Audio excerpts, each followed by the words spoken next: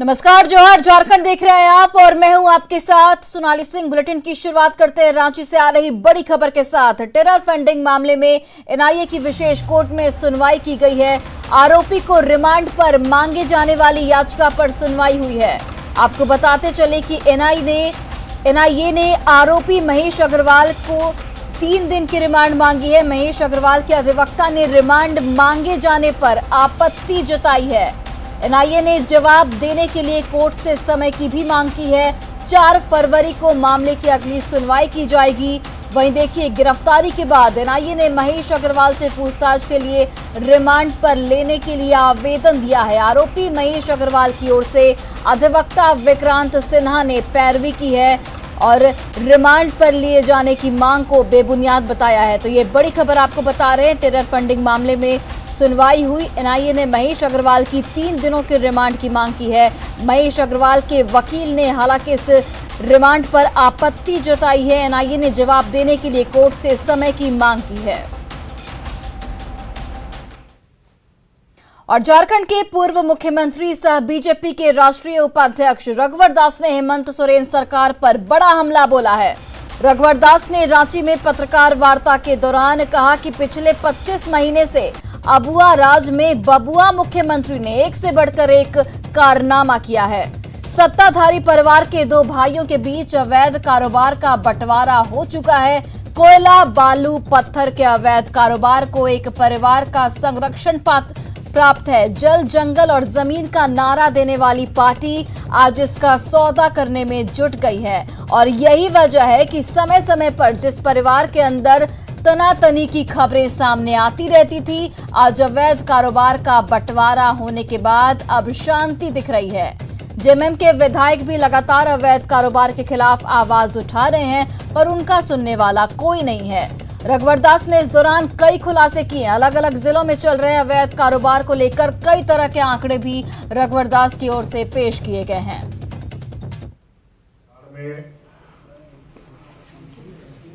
सत्ता पर काबिज होने के बाद आज इन्हीं का सौदा कर रहे हैं। राज्य में बालू, पत्थर, कोयला व खनिज पदार्थों, जंगल की कटाई, यह अवैध धंधा खुलेआम चल रहा है और ये सारा काम राज्य के सत्ताधारी परिवार के संरक्षण में चल रहा है। संथाल परगना में बालू, पत्थर और कोयले का अवैध धंधा एक भाई के जिम्मे आ गया है। वहीं कोयले का अवैध काम दूसरे भाई के संरक्षण में चल रहा है।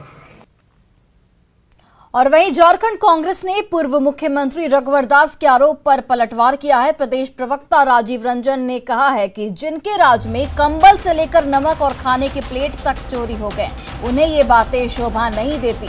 तो रघुवर दास पर कांग्रेस का पलटवार सामने आया है। रघुवर दास के कार्यकाल को लेकर निशाना साधा गया है। रघुवर दास को ऐसी बातें शोभा नहीं देती, ये कांग्रेस की ओर से पलटवार किया गया है। जिनके जमाने में कंबल से लेकर नमक से लेकर के बगान से लेकर के डैम तक की चोरी हो चुकी है और खाने के प्लेटों की भी चोरी हो चुकी है, उनको दूसरों के ऊपर बोलने का कोई नैतिक अधिकार नहीं है। झारखंड में आदिवासी समाज की सभ्यता और संस्कृति पर वैचारिक हमला लंबे समय से जारी है। पिछले कई दशक से आदिवासी बेटियों को प्रेम जाल में फंसाकर एसटी स्टेटस हासिल करने की साजिश चल रही है। सामाजिक संस्कार पर की जा रही इस चोट से सरना समाज में गहरी नाराजगी देखी जा रही है।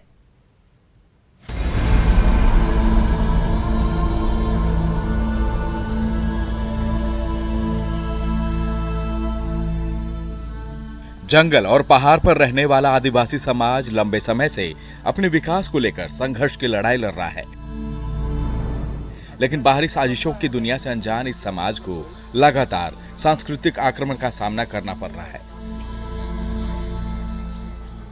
दरअसल पिछले कई दशक से आदिवासी बेटियों को प्रेम जाल में फंसाकर निकाह करने का खेल चल रहा है। ताकि उनके एसटी स्टेटस का जमकर लाभ उठाया जा सके।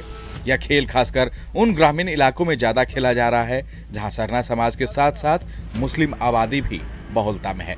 ऐसे इलाकों में मुखिया पद के लिए एसटी महिला सीट आरक्षित होती है, लिहाजा प्रेम जाल में फंसाकर उनसे निकाह कर उन्हें उनके सरना धर्म में ही छोड़ दिया जाता है, उनका धर्मांतरण नहीं कराया जाता। रांची के नगड़ी प्रखंड के टुंडुल उत्तरी पंचायत की कहानी भी कुछ ऐसी ही है। जी, मेरा गांव नयासराय है। टुंडुल गांव के हैं, मतलब मोहल्ला नयासराय हुआ और पंचायत टुंडुल उत्तरी।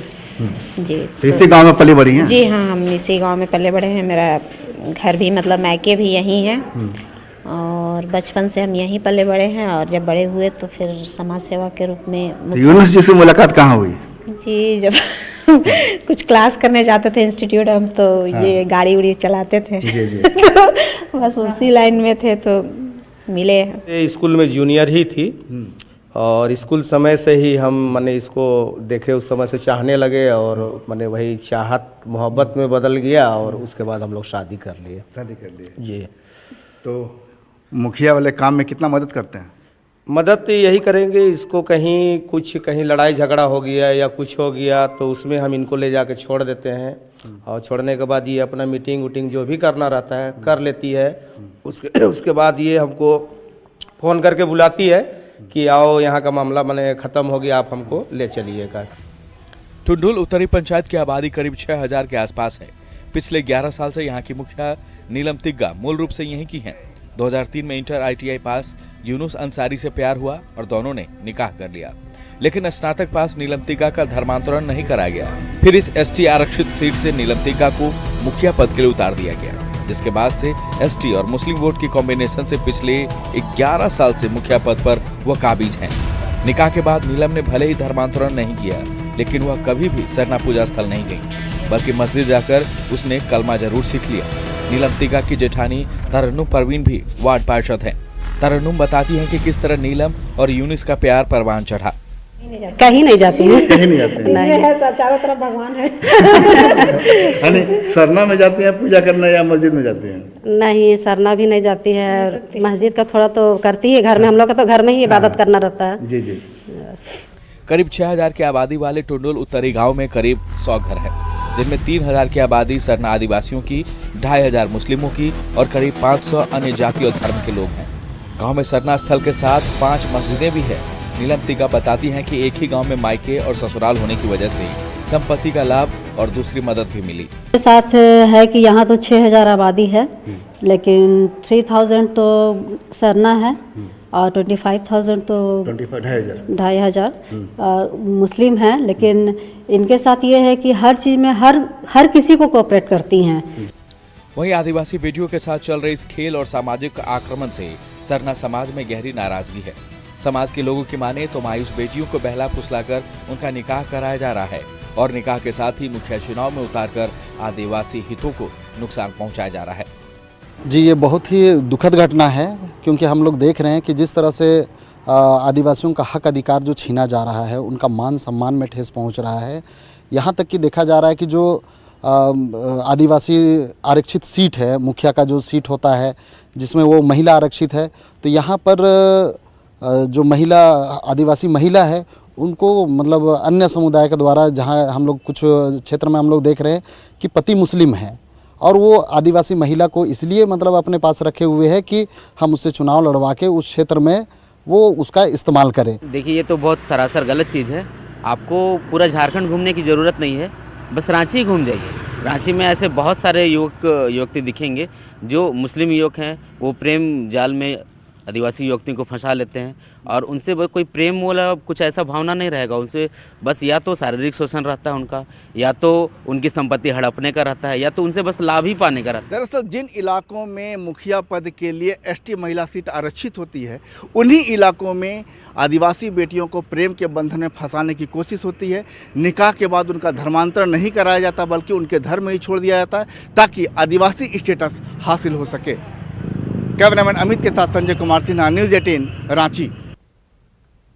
और देखिए आरआरबी एनटीपीसी पर एक बड़ी खबर सामने आ रही है। पीएमओ ने रेल अधिकारियों की बैठक बुलाई है। भर्ती प्रक्रिया पर चर्चा के लिए इस बैठक को बुलाया गया है। तो ये बड़ी खबर आपको बता रहे हैं आरआरबी एनटीपीसी पर, ये बड़ी खबर जहां पर भर्ती प्रक्रिया पर चर्चा के लिए पीएमओ की ओर से बैठक बुलाई गई है। रेल अधिकारियों की ये बैठक है। 2004 के बाद की भर्ती प्रक्रिया पर चर्चा की जाएगी। तो ये बड़ी जानकारी आपको दे रहे हैं। पीएमओ ने रेल अधिकारियों की बैठक बुलाई है। भर्ती प्रक्रिया पर चर्चा के लिए इस बैठक को बुलाया गया है। 2004 के बाद की भर्ती प्रक्रिया पर चर्चा की जाएगी।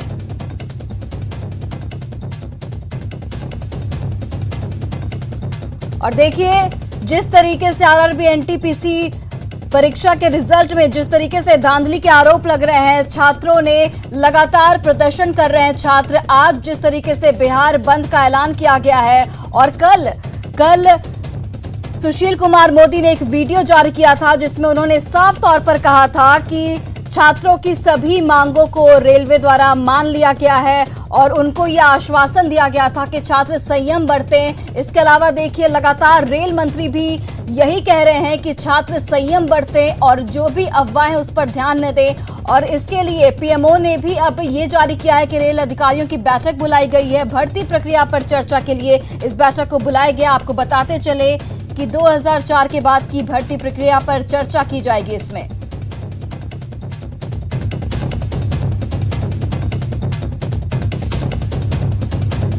और देखिए अभी रेल मंत्री जो हैं वो रेल अधिकारियों के साथ बैठक कर रहे हैं। इस बैठक में जो भी निर्णय लिया जाएगा उसके बाद पीएमओ के साथ इस बैठक को किया जाएगा और उसके बाद कुछ निर्णय लिया जाएगा। भर्ती प्रक्रिया पर चर्चा के लिए इस बैठक को बुलाया गया है। चूंकि आप सभी जानते हैं कि जिस तरीके से लगातार छात्र प्रदर्शन कर रहे हैं, छात्रों का ये आरोप है कि परीक्षा के जो रिजल्ट है उसमें धांधली की गई है, उसको लेकर लगातार प्रदर्शन छात्रों की ओर से किया जा रहा है। तो आरआरबी एनटीपीसी पर यह बड़ी खबर आपको बता रहे हैं। 2004 के बाद की भर्ती प्रक्रिया पर बैठक में चर्चा की जाएगी। इस वक्त रेल मंत्री सभी रेल अधिकारियों के साथ बैठक कर रहे हैं। उसके बाद पीएमओ से ये बैठक की जाएगी। पीएमओ ने रेल अधिकारियों के साथ इस बैठक को बुलाया है। भर्ती प्रक्रिया पर चर्चा के लिए इस बैठक को बुलाया गया है। तो ये बड़ी खबर आपको बता रहे हैं।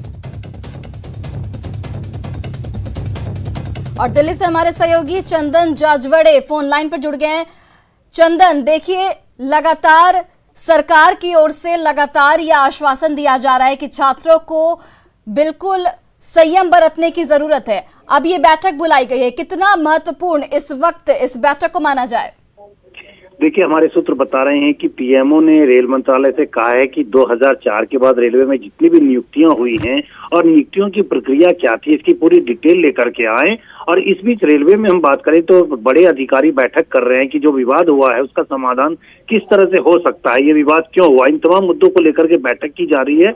और माना जा रहा है कि फिलहाल ग्रुप सी लेवल 1 की जो परीक्षा है जिसको एक बार में कराना था और 24 तारीख को रेलवे ने अचानक फैसला लिया कि ये एग्जाम भी 2 बार होगा, तो संभवतः रेलवे अपने इस फैसले को वापस ले ले और एनटीपीसी के एग्जाम के जो रिजल्ट हैं उसको लेकर के जो कमेटी बनाई गई उस कमेटी के रिकमेंडेशन का इंतजार किया जाए। तो पीएमओ की तरफ से कोशिश ये की जा रही कि किसी भी छात्र के साथ ना तो अन्याय हो और ना ही ज्यादा हो देरी हो इस भर्ती प्रक्रिया में, इसके लिए ये बैठक बुलाई गई है। चंदन, जो 20% रिजल्ट की बात लगातार छात्रों की ओर से मांग की जा रही है, क्या उस पर भी चर्चा होगी? और उसके अलावा जो भी मांगे हैं छात्र की, क्या उस पर भी फैसला लिया जा सकता है इसमें?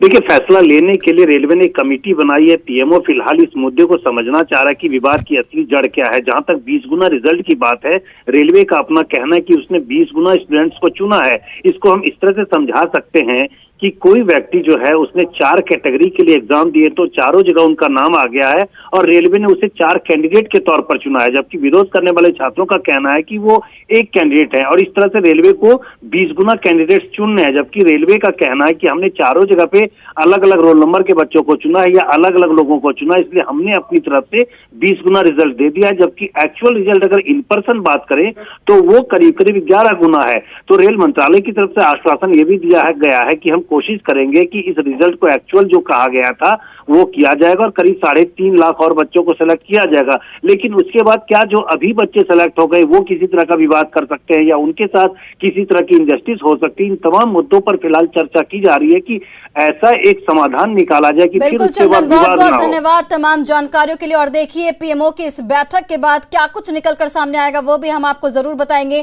फिलहाल बढ़ते हैं आगे। धनबाद के बाघमारा के खरखरी में बाइक पर सवार 2 अपराधियों ने ताबड़तोड़ फायरिंग की। ट्रांसपोर्ट व्यवसायी टिंकू मिश्रा के आवास के बाहर बदमाशों ने गोलियां बरसाई है। ये पूरी घटना सीसीटीवी कैमरे में रिकॉर्ड हो गई है। गुरुवार की शाम को इस घटना को अंजाम दिया गया। हालांकि फायरिंग के बाद बदमाश अपनी बाइक वहीं छोड़कर फरार हो गए। मौके से पुलिस ने कारतूस और खोखा भी बरामद किया है। पुलिस सीसीटीवी फुटेज के आधार पर कार्रवाई में जुट गई है। एक मधुबन में एक ट्रांसपोर्टर है, टिंकू मिश्रा इनको कहते हैं लोग, और सुमित मिश्रा इनका नाम है। और इनके घर के बाहर 2 लोग बाइक से आकर के फायरिंग करके गए हैं। तो अभी तक हम लोग को उसमें छानबीन कर रहे हैं और जैसा आगे हो पता चलेगा उसके बाद आगे की कार्रवाई की जाएगी। एफआईआर अभी हम लोग ले लेंगे इनसे। और अब बात करते हैं एक सवाल की कि कौन होगा झारखंड का नया डीजीपी। वर्तमान डीजीपी का कार्यकाल 31 जनवरी को खत्म हो रहा है। नीरज सिन्हा हैं झारखंड के वर्तमान डीजीपी। राज्य सरकार ने पुराने यूपीएससी के पैनल के आधार पर डीजीपी बनाया था। राज्य सरकार ने जुलाई 2021 में सेवा विस्तार दिया था। नीरज सिन्हा के सेवा विस्तार को केंद्र की मंजूरी नहीं मिली है। यूपीएससी ने भी इस पर नाराजगी जताई है। मामला सुप्रीम कोर्ट में फिलहाल लंबित है। और अब यही सवाल कि आखिर झारखंड का नया डीजीपी कौन होगा। बाबा नगरी देवघर में बिजली की आंख मिचौली से लोग परेशान हैं। निगम क्षेत्र में 8 से 10 घंटे तक पावर कट हो रहा है, जिसके चलते लोगों की दिनचर्या प्रभावित हो रही है। बताया जा रहा है कि देवघर को 27 मेगावाट बिजली की जरूरत है, लेकिन शहर को 25 मेगावाट ही बिजली मिलती है। लोगों ने कहा है कि अगर जल्द ही हालात नहीं सुधरे तो वे लोग सड़क पर उतरने को मजबूर होंगे। झारखंड में का जो स्थिति है बिजली का, वो इतना चरमराई हुई है। आज के डेट में 7 से 8 घंटा बिजली कट जाती है। आम आदमी का जो है इतना दुर्लभ हो गया है, पानी नहीं मिल पाता है समय पर। क्या पूरे झारखंड में बिजली की व्यवस्था चरमरा सी रही है। सभी लोगों को काम करने में दिक्कत हो रहा है। यह जो व्यवसायी हैं, जो इंडस्ट्रीज हैं, हॉस्पिटल है, महिलाएं हैं जो अपना घरेलू काम करती हैं, घरेलू करती हैं, उनको बहुत दिक्कत हो रहा है। मैं इस सरकार से हटाना चाहती हूँ कि बिजली की व्यवस्था दुरुस्त करें, नहीं तो हम लोग सड़क से सदन तक जाएंगे। रांची में बिजली की आंख मिचौली से प्रदेश की जनता परेशान है। राज्य के अलग अलग जिलों में 8 से 9 घंटे तक बिजली की कटौती की जा रही है। ऐसे में सबसे ज्यादा परेशानी ऑनलाइन क्लास कर रहे बच्चों और वर्क फ्रॉम होम कर रहे लोगों पर पड़ रहा है। बिजली कटौती पर रांची के लोगों का रिएक्शन भी आप सुन लीजिए। रांची शहर में लगातार हो रही बिजली की कटौती ने लोगों की परेशानी बढ़ा दी है, और खास करके उन स्टूडेंट्स की और उन लोगों की जो वर्क फ्रॉम होम कर रहे हैं, जिनके ऑनलाइन क्लासेस चल रहे हैं। ऐसे में आप तस्वीरों के माध्यम से देख सकते हैं कि यहाँ पे बच्चे कुछ है जो पढ़ाई कर रहे हैं, कुछ अपनी जॉब भी करती हैं, तो उनका वर्क फ्रॉम होम चल रहा है। लेकिन समस्या यहाँ पे ये हो रही है कि बिजली नहीं रहती। ऐसे में उन्हें कितनी परेशानियों का सामना करना पड़ता है। सबसे पहले बाबू अपना नाम बताओ। अच्छा, कौन से क्लास में हो? 6th। घर में ही पढ़ाई कर रहे हो? तो बिजली नहीं है, बीच में बिजली कट जाती है, फिर क्या करते हो? जब तक फोन में परसेंट है पढ़ाई कर लेता, फिर फोन शट डाउन हो जाता है। आप बताइए, बिजली की समस्या हो रही है, ऐसे में पढ़ाई करना कितना मुश्किल हो जाता है? जैसे कि हम सभी जानते हैं, हम इंजीनियरिंग स्टूडेंट हैं, हमें कोडिंग को लेके लगातार पावर चाहिए। इसमें अगर पावर चला जाए तो बीच में हमें बहुत समस्या होती है, और मतलब हमारे टॉपिक सब्जेक्ट वगैरह भूल जाए तो फिर बहुत वापस से स्टार्ट करना पड़ता है। आप लोग कोडिंग वगैरह का काम करते हो, तो ऐसे में क्या है कि पावर ज्यादा चाहिए होता है, बहुत जल्दी भी पावर बैटरी जो है खत्म होती होगी। हाँ, बैटरी तो बहुत जल्दी खत्म होता है क्योंकि कांस्टेंट पावर चाहिए हमें कोडिंग में। हम लोग चार्ज करना बहुत भूल जाते हैं, फोन भी लैपटॉप भी। सो हम लोग मीटिंग रहता है, क्लासेस रहता है, तो हम सोचते हैं कि लाइट तो रहेगी, पावर रहेगा, हम कर सकते हैं वो चीज़। पर जब सुबह मॉर्निंग उठते हैं तो पावर ही नहीं रहता, हमारा अटेंडेंस भी कट जाता है और हम लोग को बहुत प्रॉब्लम फेस करना पड़ता है। कितने घंटे बिजली कटती है यहाँ पे? बिजली तो खैर कटती है, जिससे कि मेरा भी वर्क फ्रॉम होम चल रहा है, मीटिंग्स वगैरह में बहुत ज़्यादा प्रॉब्लम होता है। कभी अगर बीच में कट गया तो लोग पूछने लगते हैं कि आप कहाँ पे हैं, क्यों नहीं ज्वाइन कर पा रही हैं, तो हमें उसका जवाब देना पड़ता है, तो उसमें बहुत प्रॉब्लम है। और चूंकि हमारा ट्रेनिंग चला है तो हमें सुबह 9 बजे से लेकर शाम में 6 बजे तक प्रॉपर बैठना होता है कंप्यूटर स्क्रीन के सामने। तो ये एक बहुत बड़ा प्रॉब्लम है कि अगर बीच में कभी कट जाता है या फिर एज एन 1-2 घंटे के लिए कटे रहते हो, लैपटॉप ही है, उसका तो चार्ज जाएगा ही, तो उसके कारण हमें बहुत प्रॉब्लम फेस करना पड़ता है। हमेशा से हम लोग देखते हैं कि रांची में या पूरे झारखंड में बिजली की एक समस्या बनी रहती है, क्या बोलेंगे? ये हम लोग जितने भी गवर्नमेंट को इसको प्रॉब्लम सॉल्व करना चाहिए। और जैसे ये पैंडेमिक पीरियड है, हम लोगों को ऑनलाइन क्लासेस है, वर्क फ्रॉम होम चल रहा है, तो बहुत ज़्यादा इशू होता है। जैसे कि इन सब ने बोला कि हम लोगों का भी, हम स्टूडेंट है, अटेंडेंस प्रॉब्लम हो जाता है। ऑनलाइन क्लासेस में अटेंडेंस नहीं करे तो टीचर्स भी गुस्से होने लगते कि तुम लोग क्यों नहीं कर रहे हो, उन्हें लगता है कि हम लोग क्लासेस बंक कर रहे हैं। तो यही सब प्रॉब्लम है, हम लोग का पढ़ाई में भी बहुत डिस्टर्बेंस हो रहा है। टीचर को लगता है कि क्लासेस बंक कर रहे हैं, बिजली कटौती का एक बहाना कर रहे हैं। यहाँ पे सबसे छोटी स्टूडेंट भी हमें नजर आ रही है, क्या नाम है आपका? मिसरी। क्या पढ़ाई करते हो आप? ABCD आता है? नहीं आता। नहीं आता है? अभी स्कूल नहीं गए हो आप? नहीं। तो खैर ये इस तरह की समस्या है, जो बच्चे अभी है वो स्कूल नहीं जा पाते हैं और जो घर से ही काम कर रहे हैं उनके लिए बिजली की समस्या जो है वो बहुत बड़ी समस्या है, विकराल रूप लेते नजर आ रही है पूरे राज्य में। कैमरा पर्सन अमित के साथ कोमल बहल, न्यूज 18 रांची। और फिलहाल इस बुलेटिन में बस इतना ही। आप देखते रहिए न्यूज 18 बिहार झारखंड।